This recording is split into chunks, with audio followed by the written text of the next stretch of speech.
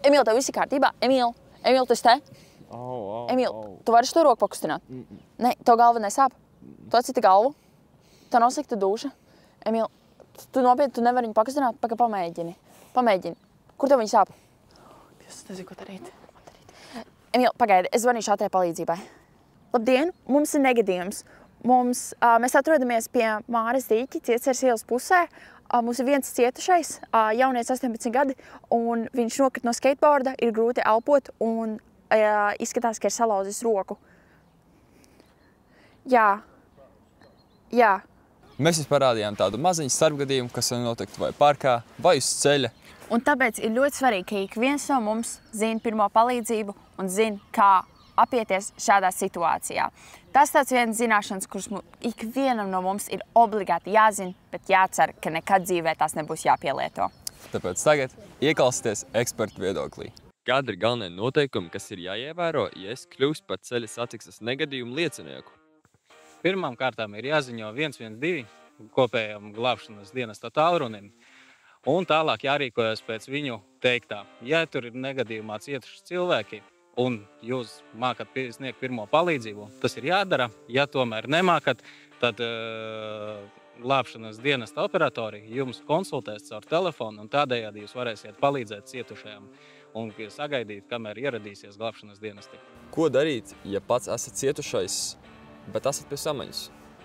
Tā, no sākuma būtu jāsaprot, jānovērtē negadījuma situācija, cik nopietnas ir negadījums. Ja tā ir neliela, teiksim, avārija stāvvietā, ar nelielu skrāpējumu vai sasist bumpers, ja, tad, protams, jūs būsiet cietušais, bet jums būs vairāk tāds emocionāls problēmas nekā fiziski bojājumi. Bet savukārt, ja avārija jau ir tāda nopietnāka, tad tāpatās pirmā lieta ir, ko vajag darīt, vajag novērtēt situāciju.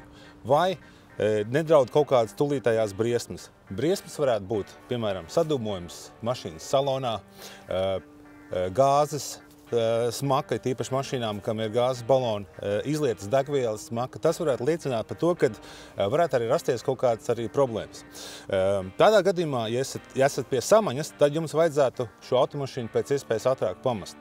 Savukārt, ja tāda tūlītēja apdraudējuma nav, tad jums vajadzētu palikt automašīnā, pēc iespējas mazāk uztēties un izsaukt neatliekamo palīdzību, zvanot uz 113. Vai visiem ir jāprot sniegt pirmā palīdzība un kur to var apgūt?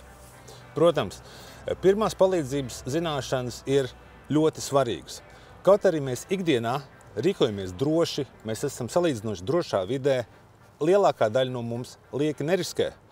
Bet, diemžēl, negadījums var notikt ar jebkuru personu, tāpēc pirmās palīdzības zināšanas būs ļoti svarīgas negadījuma situācijā.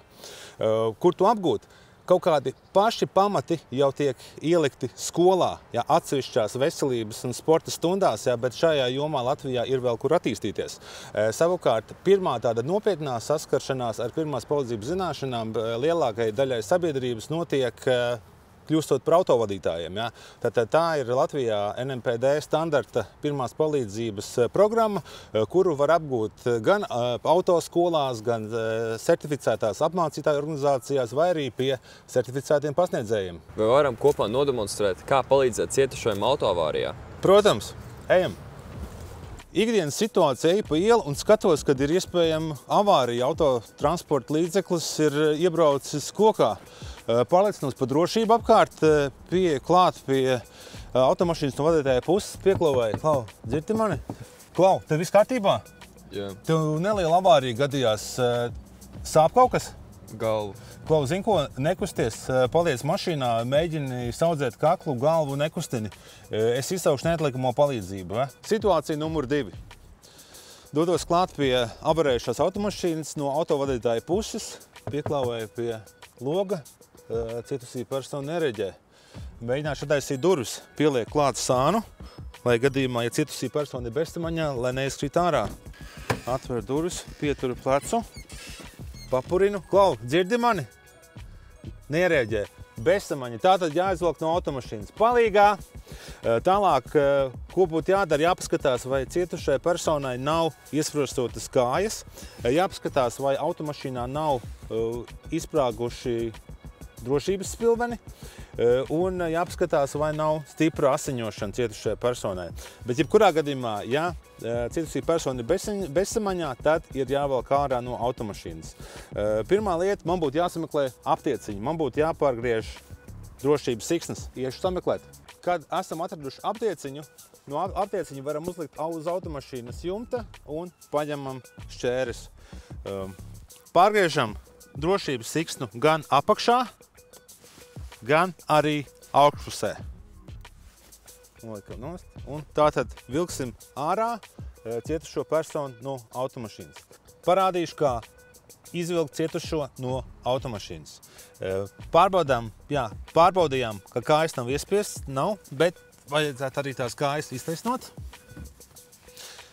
Tālāk pietupjamies pie cietušā, paņemam labo roku, izvalkam caur apakšu pie gurniem un mēģinām pagriezt cietušo vienlaicīgi aiz gurniem un aiz ceļa, sagriežot uz sāniem, lai cietusī persona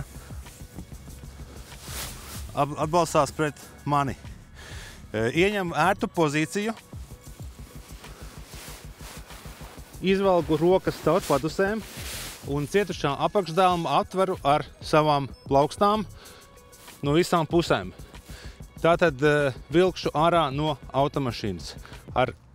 Paskatos no sākuma, vai aizmugure ir droša, un ar tādu saudzīgu rāvienu uzsēdinu cietušo personu uz sava ceļa. Aizmugurē kāja atbalstīta taisni un saudzīgi velku cietušo personu uz drošu vietu. Noguldu, pietupjos uz ceļiem un noguldu saudzīgi. Veicu elpošanas kontroli, atliecot galvu, pavarot zodu vaļā.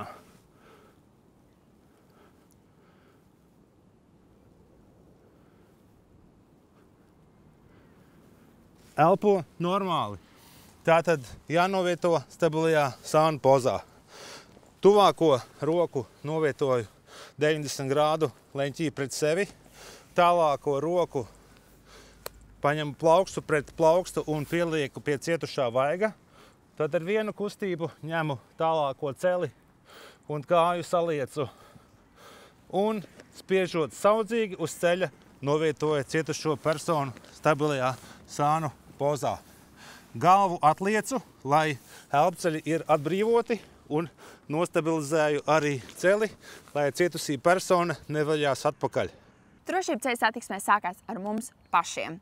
Ar drošu un pārliecinošu braukšanu un zinot un ievērojot ceļa satiksmes noteikumus. Tāpēc arī negaidīts gadījums sauc par negaidītiem, jo tu nekad nezini, kā tie var notikt. Tāpēc mums ir ļoti svarīgi visiem zināt pirmo palīdzību, vai vismaz zināt, kā rīkoties tādā situācijā un kā izsaukt un sagaidīt ātro palīdzību pēc iespējas ātrāk. Ja mēs mācīsim pirmo palīdzību, mēs varēsim rīkoties mierīgi un pārliecinoši un glābt citu cilvēku dzīvības. Ievērojot ceļa satiksmes noteikumus, neaizmirstiet domāt par ne tikai savu, bet arī citu drošību. Un ja tu vēl nemāki pirmo palīdzību, ir to vērts to apgūt.